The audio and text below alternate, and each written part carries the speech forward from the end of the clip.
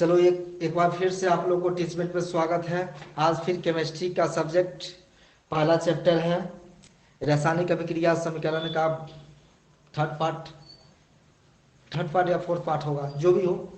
चलिए लेकर आया है। जैसे देखिए उस दिन आपको बताया गया था, उसके आगे है वैद्युत अपघटन। वैद्युत अपघटन क्या है? तो वैद्युत अपघटन वैसे रासायनिक अभिक्रिया है जिसमें किसी धातु के ऑक्साइड या क्लोराइड के जलीय विलयन से विद्युत धारा प्रवाहित की जाती है। तो धातु जो है कैथोड पर और ऑक्सीजन या क्लोरीन जो है एनोड पर मुक्त होता है। इस अभिक्रिया को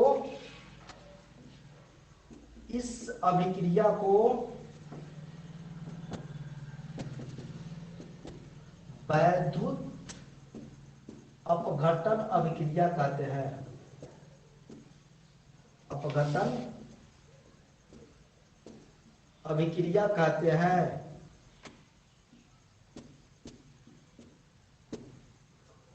इस अभिक्रिया को वैद्युत अपघटन अभिक्रिया कहते हैं। जैसे सोडियम क्लोराइड, जैसे सोडियम क्लोराइड के जलीय विलयन से, सोडियम क्लोराइड के जलीय विलयन से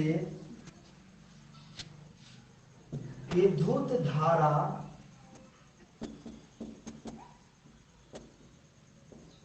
प्रवाहित करने पर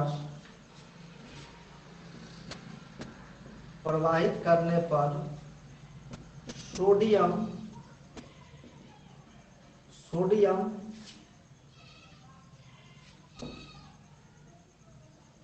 आयन तथा क्लोरीन आयन बनता है। क्लोरीन आयन बनता है जो कैथोड तथा एनोड पर क्रमशः मुक्त होता है। देखिए सोडियम क्लोराइड के जलीय विलयन से विद्युत धारा प्रवाहित करते हैं तो सोडियम आयन और क्लोरीन आयन बनता है, और सोडियम आयन जो है कैथोड पर और क्लोरीन आयन एनोड पर प्राप्त होता है। अब देखिए NaCl के जलीय विलयन है, इसमें से विद्युत धारा प्रवाहित करते हैं। जब विद्युत धारा प्रवाहित करते हैं तो यहाँ पे Na+ और Cl- बनता है। ये आपको इनने सोडियम आयन और क्लोरीन आयन में टूटा, और सोडियम आयन जो है एक इलेक्ट्रॉन को ग्रहण करके यहाँ पे एक सोडियम धातु प्राप्त हुआ, जो कहाँ पे मिला? कैथोड पर। और क्लोरीन आयन जो है एक इलेक्ट्रॉन को त्याग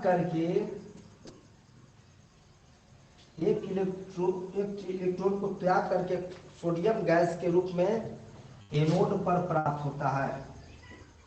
एनोड पर अब देखिए यह सोडियम एक इलेक्ट्रॉन को ग्रहण करके वो सोडियम बना, सोडियम आयन, और क्लोरीन यहाँ बैलेंस करने के दूसरे मल्टीप्लाई कर दिए, यानी दो क्लोरीन क्या हुआ, दो को इलेक्ट्रॉन को मुक्त करके क्लोरीन एक गैस के रूप में एनोड पर प्राप्त हुआ। ये हो गया आपको विद्युत अपघटन अभिक्रिया।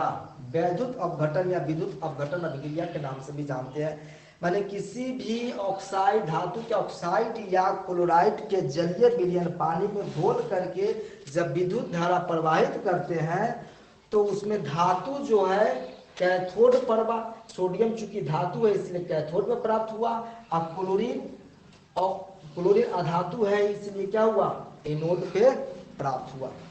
आया समझ में? समझ में आया क्या? समझ में आया? Yes sir. तो इसको स्क्रीनशॉट ले लीजिए।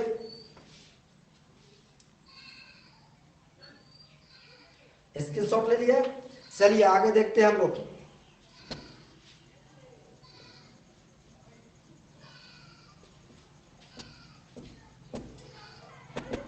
और इसी तरह एल्युमिनियम ऑक्साइड हो चाहे जल हो, अल्युमिनियम ऑक्साइड को भी जलीय मैंने पानी में घोर करके जलीय विलयन बना करके जब विद्युत धारा प्रवाहित करते हैं तो एल्युमिनियम कैथोड पर तथा ऑक्सीजन एनोड पर प्राप्त होता है। उसी तरह जल का विद्युत अपघटन करते हैं, विद्युत धारा प्रवाहित करते हैं तो सोडियम आयन और कैथोड पर हाइड्रोजन और एनोड पर ऑक्सीजन गैस प्राप्त होता है। अब देखिए, अब वैद्युत अपघटन क्रिया का उपयोग कहां होता है? तो वैद्युत अपघटन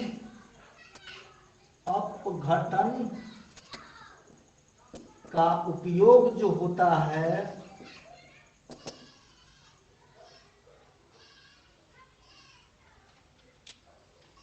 धातु के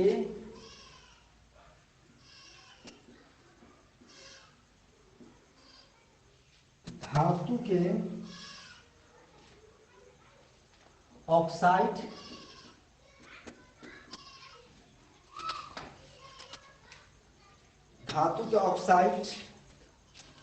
या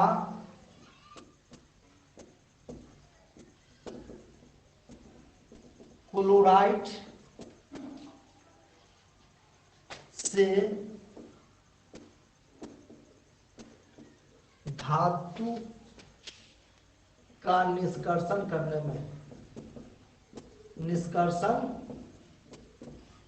करने में किया जाता है। वैद्युत अपघटन का उपयोग धातु के ऑक्साइड या क्लोराइड से धातु के निष्कर्षण करने में किया जाता है। जैसे अल्युमिनियम ऑक्साइड है तो वहां से अल्युमिनियम प्राप्त करना तो वैद्युत अपघटन करते हैं। सोडियम क्लोराइड से अगर सोडियम प्राप्त करना चाहते हैं तो वहां पे सोडियम क्लोराइड का विद्युत अपघटन करते हैं। अगर जल से अगर हाइड्रोजन ऑक्सीजन प्राप्त करना है तो वहां पे उसको क्या करते हैं? वैद्युत अपघटन करते हैं। ठीक है, तो यही इसका उपयोग है। अब देखिए आ गया एकल विस्थापन अभिक्रिया। अगला अभिक्रिया हो गया एकल विस्थापन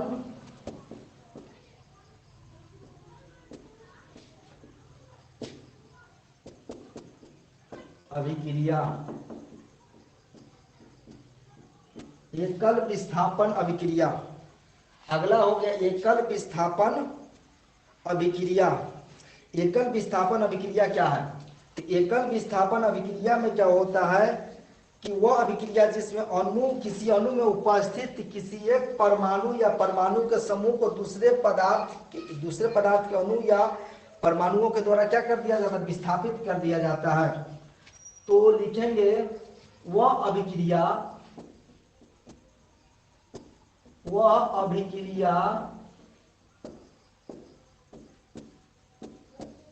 जिसमें किसी अणु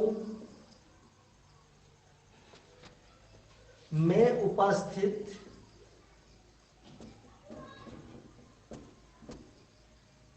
वह अभिक्रिया जिसमें किसी अणु में उपस्थित किसी परमाणु या परमाणुओं के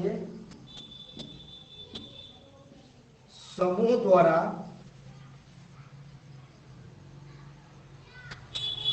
वह अभिक्रिया जिसमें किसी अणु में उपस्थित किसी परमाणु या अणुओं के समूह को किसी दूसरे परमाणुओं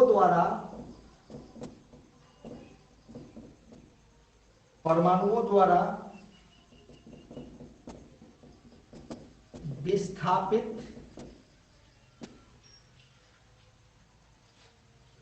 कर दिया जाता है। विस्थापित कर दिया जाता है तो उसे एकल विस्थापन अभिक्रिया कहते हैं। एकल विस्थापन अभिक्रिया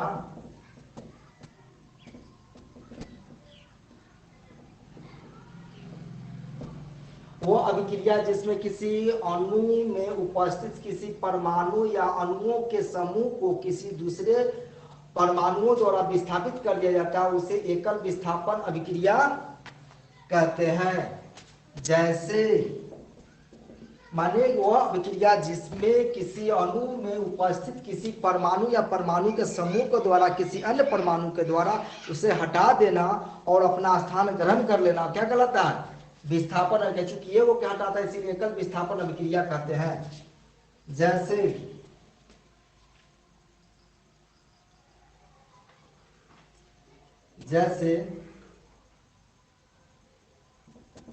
जब लोहे की कांटी को कॉपर सल्फेट के घोल में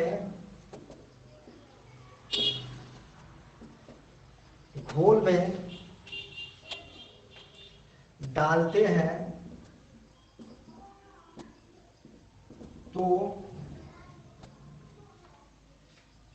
कॉपर विस्थापित हो जाता है। जब लोहे की कांटी को कॉपर सल्फेट के घोल में डालते हैं तो कॉपर विस्थापित हो जाता है। अब देखिए इसका इक्वेशन देखिए, समीकरण देखिए। Fe लोहा के कील है यानी लोहा है, कॉपर सल्फेट CuSO4 इसके घोल में डालते हैं तो Fe क्या करता है, सल्फेट से रिएक्ट करके क्या बनाता है, FeSO4 बना दिया प्लस Cu। कॉपर को क्या किया, मुक्त कर देता है। तो अब देखिए यहाँ पे लोहा जो है कॉपर को हटा करके अपना स्थान ग्रहण कर लिया, कॉपर को हटा दिया। तो चूंकि हटा करके अपना स्थान ग्रहण कर लेना क्या कहलाता है, विस्थापन अभिक्रिया। दैट मींस एकल विस्थापन। चूंकि एक को हम हटा रहा ना, इसीलिए क्या कहेंगे, एकल विस्थापन अभिक्रिया। ठीक है। अब देखिए ये हो गया लोहा हो गया, एक कॉपर सल्फेट हो गया, और ये हो गया फेरस सल्फेट हो गया, और ये हो गया कॉपर। एग्जाम्पल नंबर 2 देख लीजिए।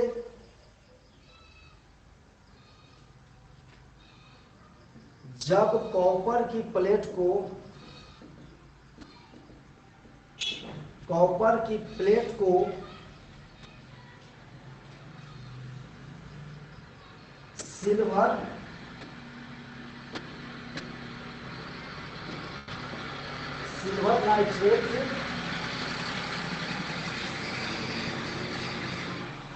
सिल्वर नाइट्रेट के घोल में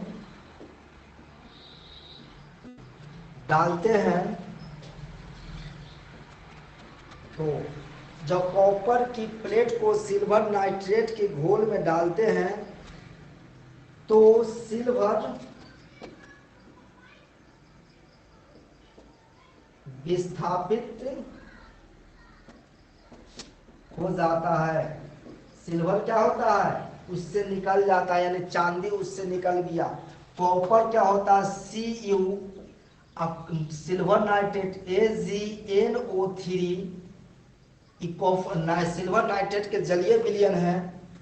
इसमें जब हम सिल्वर नाइट्रेट के विलयन में कॉपर को डालते हैं तो कॉपर क्या करता है, ये Ag को हटा देता है और Cu इसके साथ लग जाता है। क्या हो जाएगा,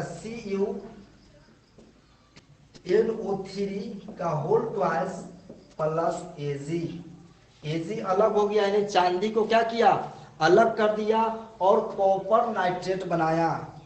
कॉपर इसको क्या पढ़ेंगे, कॉपर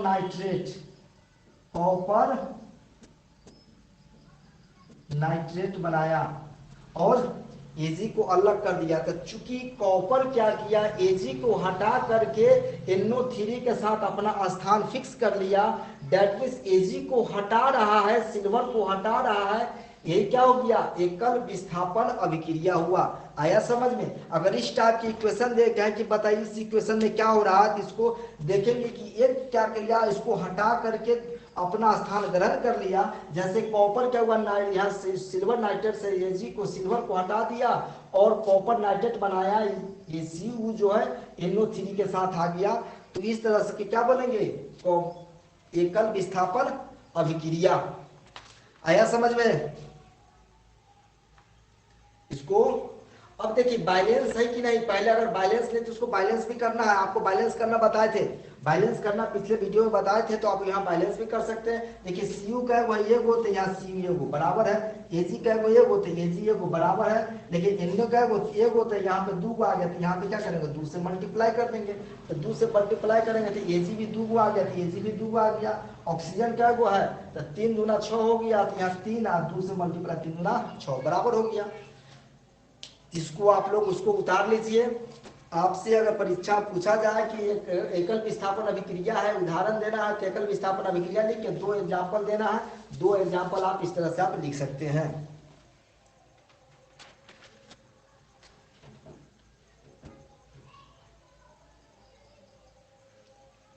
चलिए एग्जाम्पल तो बहुत सारा है।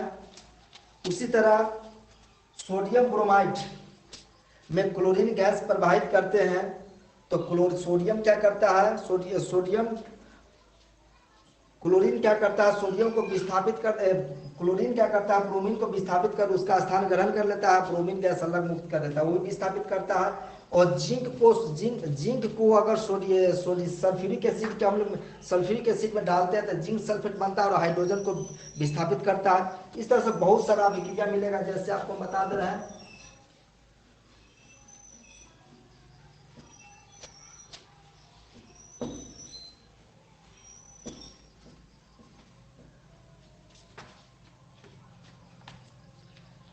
अब देखिए अगर एक एग्जाम्पल और भी है, जैसे देखिए Zn प्लस H2SO4, अब क्या हो गया ZnSO4 plus H2।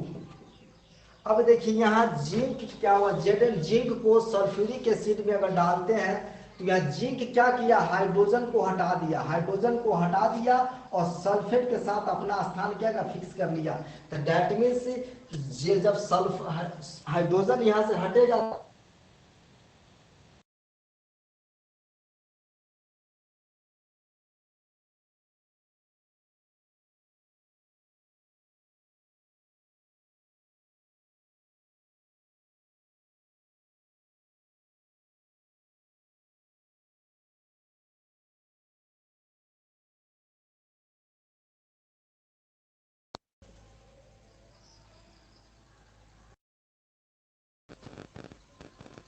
Hello hello, चलिए यहाँ पे देखिए Zn जिंक सल्फ्यूरिक एसिड से अभिक्रिया करके ZnSO पर हाइड्रोजन गैस मुक्त करता है। तो यहाँ पे हाइड्रोजन गैस अलग हुआ किसके कारण, जिंक के कारण, यानी जिंक इसको हटा करके अपना स्थान सल्फेट के साथ स्थान ग्रहण करके जिंक सल्फेट बनाया और हाइड्रोजन को रिलीज या मुक्त कर दिया। ये भी क्या है, विस्थापन अभिक्रिया। चलिए एकल विस्थापन अभिक्रिया। अब देखिए अगला हम लोग देखते हैं उभय विस्थापन अभिक्रिया। उभय विस्थापन अभिक्रिया, उभय विस्थापन अभिक्रिया इंग्लिश में बोलते हैं double decomposition reaction, DOU displacement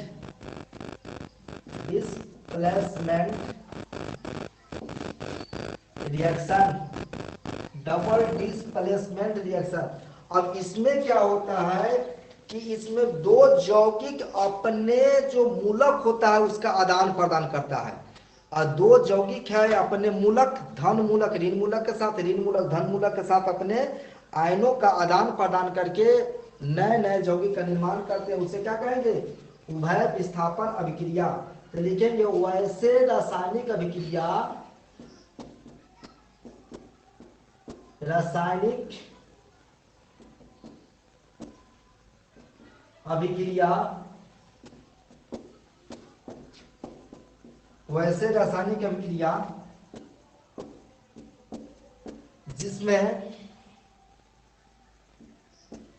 दो यौगिक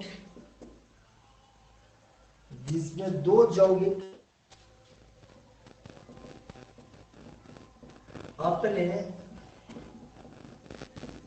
आयनों का आदान प्रदान करके दो नए बनाते हैं, उसे उभय विस्थापन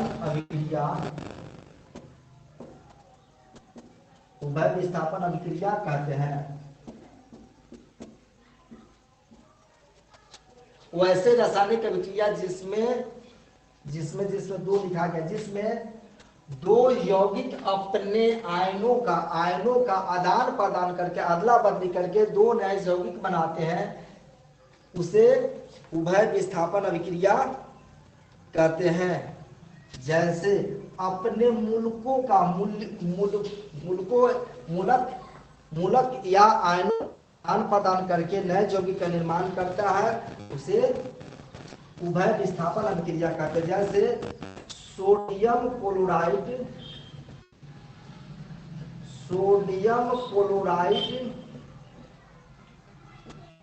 के विलयन में जब सिल्वर नाइट्रेट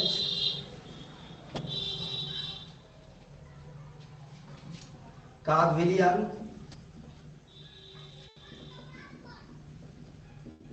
डाला जाता है, सोडियम क्लोराइड के विलयन में जब सिल्वर नाइट्रेट का विलयन डाला जाता है तो सिल्वर क्लोराइड तथा सोडियम नाइट्रेट बनता है।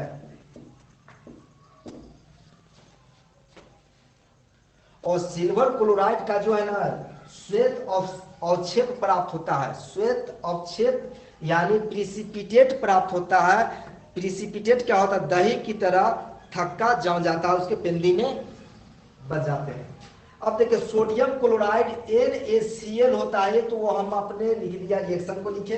सोडियम क्लोराइड के विलयन में जब सिल्वर नाइट्रेट का विलयन डाला जाता है तो सिल्वर क्लोराइड तथा सोडियम नाइट्रेट बनता है। और सिल्वर क्लोराइड का जो है एक प्रिसिपिटेट माने अवक्षेप प्राप्त होता है। और अवक्षेप क्या होता है कि उसके पेंदी में दही की तरह बैठ जाता है।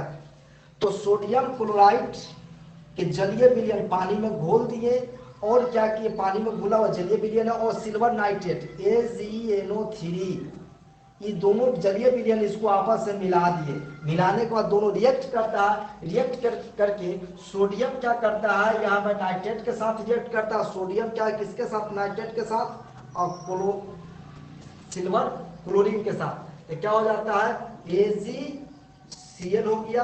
अपने मूल का धन मूलक है तो ईरिन मूलक के साथ आ गया, तो अपने मूलक का आदान प्रदान किया। इसके साथ जो पॉजिटिव है इसके निगेटिव के साथ आ गया, इसका जो निगेटिव है इसके पॉजिटिव के साथ आ गया। अपने आयनों का आदान प्रदान करना, तो क्या किया, अपने आयनों का आदान प्रदान किया तो क्या हुआ, माने Ag जो है क्लोरीन के साथ, Ag सिल्वर क्लोराइड, और सोडियम Na नाइट्रेट के साथ NaN3 के साथ रिएक्ट कर लिया। तो अपने मूलकों का, अपने आयनों का आदान प्रदान करके दो नए यौगिक बनाया। तो सोडियम क्लोराइड के जलीय विलयन में सिल्वर नाइट्रेट के जलीय विलयन मिलाते हैं तो क्या बनता है, सिल्वर क्लोराइड बनता है और सोडियम नाइट्रेट बनता है। जिसमें देखिए सिल्वर के साथ क्या है, Ag के साथ NO3 है और Na के साथ Cl है। तो अब Ag के साथ Cl आ गया और Na के साथ क्या आ गया, NO3। यानी अपने अपने आयन का आदान प्रदान किया, अदला बदली करके दो नए यौगिक का निर्माण किया। अब देखिए यहाँ पे ये जो बना इसका नाम क्या पढ़ेंगे, सोडियम नाइट्रेट, यहाँ पे लिखा हुआ है सोडियम नाइट्रेट, और इसको क्या पढ़ेंगे, सिल्वर क्लोराइड। सिल्वर है, क्लोरीन क्लोरीन है, सिल्वर क्लोराइड। और ये जो है प्रिसिपिटेट, डाउन एरो दिखाया गया है, डाउन एरो नीचे की एरो दिखाया गया है, इसका मतलब पेंदी में दही की तरह वो जम जाता है, तो इसी को बोलते हैं प्रिसिपिटेट यानी अवक्षेप। आपको एक और बताते हैं, अप एरो, ऊपर की ओर एरो का मतलब होता है गैस बन करके ऊपर उड़ जाना, और नीचे के एरो की तरह का मतलब होता है अवक्षेप के रूप में नीचे पेंदी में जम जाना, प्राप्त होना, यही प्रिसिपिटेट प्राप्त होता है। आया समझ में? तो चलिए इसको नोट कर लीजिए, फिर आगे हम लोग इसका सेकेंड एग्जांपल देखते हैं। हो गया? ठीक है, स्क्रीनशॉट ले लिए?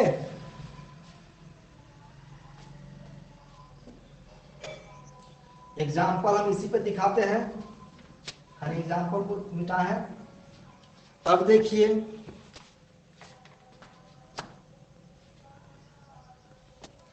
लिखिए एग्जाम्पल नंबर 2 में,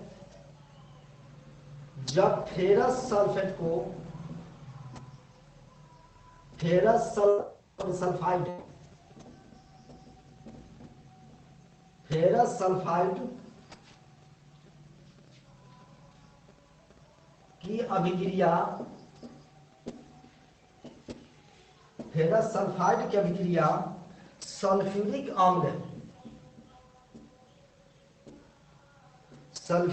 अम्ल से कराई जाती है,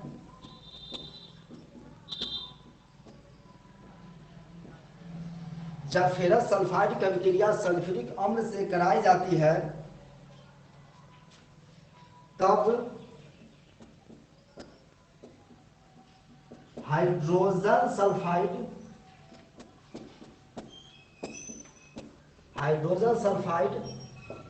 तथा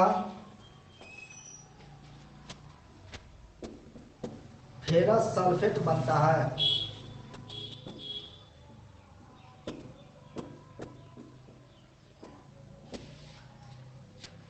अब देखिए फेरस सल्फाइड की अभिक्रिया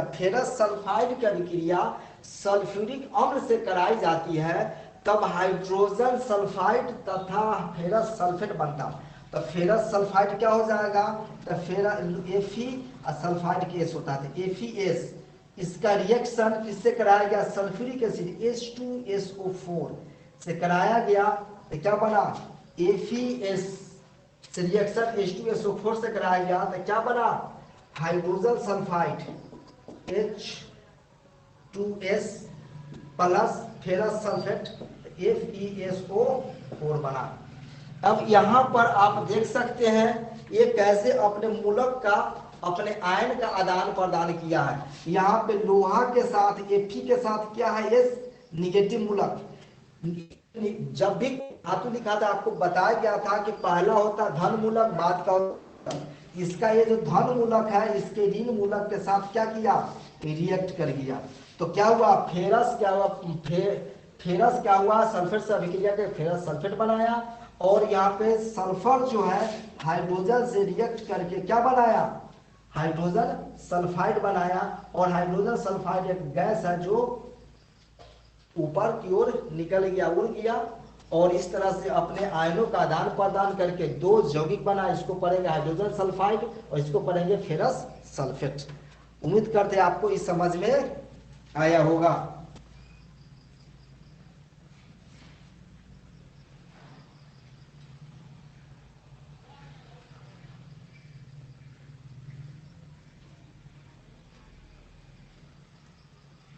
चलिए इसको स्क्रीनशॉट ले लीजिए। चलिए ठीक है, तो इसको हम मिटाते हैं। उम्मीद करते हैं आप लोग को समझ में आया होगा।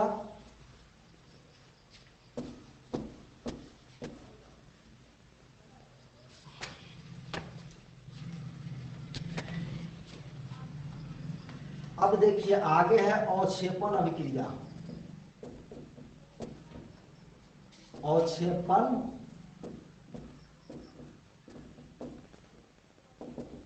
अवक्षेपण अभिक्रिया। अवक्षेपण अभिक्रिया क्या होता है, इसको इंग्लिश में बोलते हैं precipitation reaction. Precipitation precipitation reaction precipitation reaction. अब देखिए वैसे रासायनिक अभिक्रिया, इसमें क्या होता है, प्रतिफल जो होता है ठोस पदार्थ के रूप में विलय से अलग हो जाते हैं, उसी को क्या बोलते हैं, अवक्षेपण अभिक्रिया। अब देखिए वैसे अभिक्रिया जिसमें प्रतिफल ठोस पदार्थ के रूप में, ठोस पदार्थ के रूप में विलयन से अलग हो जाते हैं, अलग हो जाते हैं यानी पृथक हो जाते हैं, अलग हो जाते हैं, तो उस अभिक्रिया को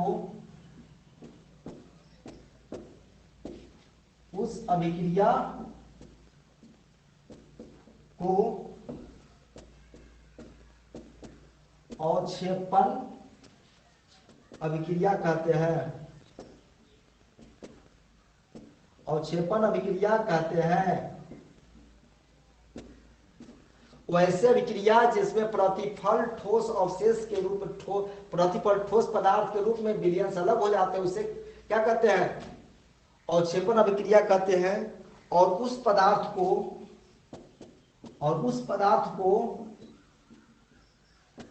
अवक्षेप कहते हैं, अवक्षेप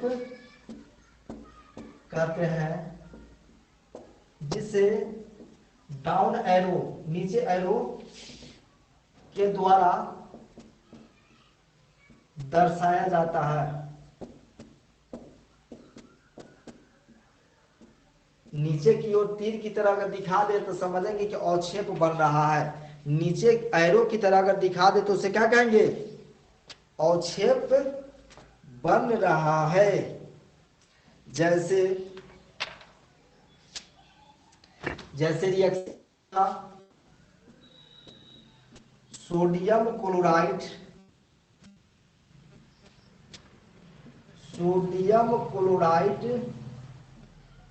के विलयन में सिल्वर नाइट्रेट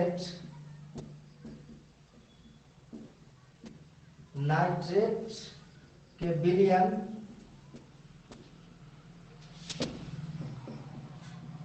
डालने पर, सोडियम क्लोराइड के विलयन में सिल्वर नाइट्रेट के विलयन डालने पर सिल्वर क्लोराइड अवक्षेपित हो जाते हैं, अवक्षेपित हो जाते हैं। अब देखिए सिल्वर क्लोराइड क्या हुआ, अवक्षेपित हो जाते हैं। अब देखिए सोडियम क्लोराइड, तो NaCl, जस्ट अभी थोड़ा पहले इसका रिएक्शन में लिखा है NaCl रिएक्ट क्या किया, सिल्वर क्लोराइड, सिल्वर नाइट्रेट, तो AgNO3 arrow AgCl plus NaNO3। ऐसे ही कौन सा रिएक्शन है, डबल डीकंपोजिशन, डबल डिस्प्लेसमेंट, यानी उभय विस्थापन अभिक्रिया के एग्जाम्पल में लिखा गया था। एक दूसरे अपने मूलक का आदान प्रदान करते हैं, सोडियम जो है नाइट्रेट के साथ चला जाता है और क्लोरीन जो है सिल्वर के साथ चला जाता है, अपने मूलक का, अपने आयनों का आदान प्रदान करते हैं, इसीलिए क्या कहेंगे इसको, उभय विस्थापन अभिक्रिया। लेकिन यहाँ पे अभी लिखा गया अवक्षेपण अभिक्रिया में, अवक्षेपण अभिक्रिया में क्या होता है कि प्रतिफल जो है ठोस पदार्थ के रूप में विलयन से अलग हो जाते हैं, ये भी जलीय विलयन, ये भी जलीय, दोनों को आपस में मिला तो रिएक्शन जब हुआ, रिएक्शन होने के बाद सोडियम क्लोराइड जो है यहाँ प्रिसिपिटेट के रूप में, अवक्षेप के रूप में, ठोस पदार्थ के रूप में नीचे पेंदी में बैठ जाते हैं, और जिसको हम पानी की तरह पसा करके इसको हम अलग निकाल सकते हैं। दही की बात, ये दही की तरह उजला श्वेत अवशेष होता है, दही की तरह ठोस पदार्थ के रूप में, माने ठोस अवशेष के रूप में क्या होता है, पृथक होते हैं। इसी को श्वेत प्रिसिपिटेट माने श्वेत अवक्षेप भी कहते हैं। इस तरह और भी बहुत सारा इसमें आपको दिखाया जाएगा। जो अभिक्रिया के दौरान अगर डाउन एरो नीचे की एरो की तरह दिखा दे तो समझे कि उसका अवक्षेपण हुआ है। ठीक है, अब आ गया उदासीन अभिक्रिया।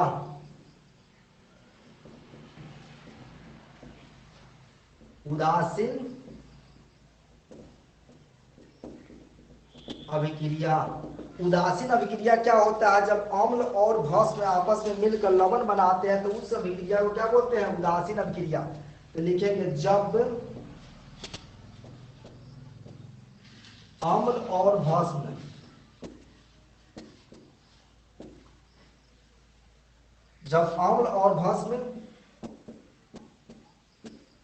आपस में मिलकर आपस में अभिक्रिया करके लवण बनाते हैं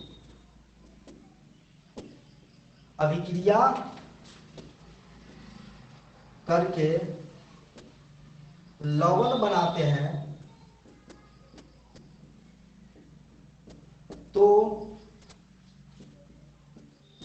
उस अभिक्रिया को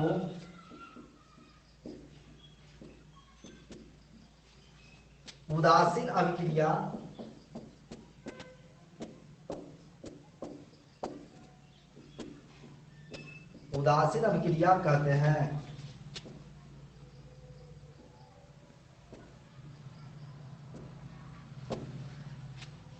जब अम्ल और भस्म आपस में अभिक्रिया करके लवण बनाते हैं तो उस अभिक्रिया को क्या कहते हैं? उदासीन अभिक्रिया। जैसे हो गया आपको अम्ल हाइड्रोक्लोरिक एसिड सोडियम हाइड्रोक्साइड से अभिक्रिया करके सोडियम क्लोराइड और जल बनाता है। जैसे hydrochloric acid HCl, hydrochloric acid sodium hydroxide, hydrochloric acid HCl sodium hydroxide NaOH से रिएक्ट करके NaCl, Na जो है Cl के साथ आ गया NaCl और HOH से मिलकर क्या बनाया? जल बनाया H2O। तो ये जो सोडियम क्लोराइड बनाए लवण बन गया, जल बन गया। तो चूंकि अम्ल और भस्म एक दूसरे को क्या किया? उदासीन कर देता है और लवण बना देता है। इसी अभिक्रिया को क्या कहते हैं? उदासीन अभिक्रिया। माने इसमें अम्ल और भस्म, अम्ल भस्म आप पढ़े हैं तो अम्ल क्या होता है? स्वाद में खट्टा होता है, भस्म स्वाद में कड़वा होता है। दोनों का अपना अपना कैरेक्टर होता है, दोनों का अपना अपना गुण होता है। लेकिन दोनों जब मिलता है तो एक नए पदार्थ बनता है जिसको बोलते हैं लवण, और लवण बनता है उसके बाद जल बनता है। तो इस अभिक्रिया को उदासीन कर, क्योंकि दोनों एक दूसरे के पावर को, दोनों एक दूसरे के गुण को क्या करता है? उदासीन कर देता है। इसीलिए इसको उदासीन अभिक्रिया कहते हैं। चलिए, आया समझ में?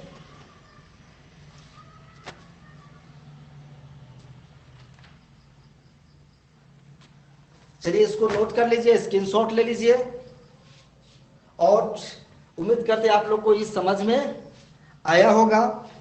तो आज फिर इतना ही रहने दीजिए। फिर हम लोग इसको नेक्स्ट क्लास में इसके आगे के हम लोग पढ़ेंगे। थोड़ा थोड़ा ही हम लोग डेली अगर प्रैक्टिस इसको करते चले तो बहुत हम लोग बहुत आगे जा सकते हैं। इसीलिए आज इतना ही इसमें रहने दीजिए। और आपको अगर वीडियो पसंद हो तो लाइक शेयर और सब्सक्राइब जरूर करें। ठीक है, थैंक यू, धन्यवाद।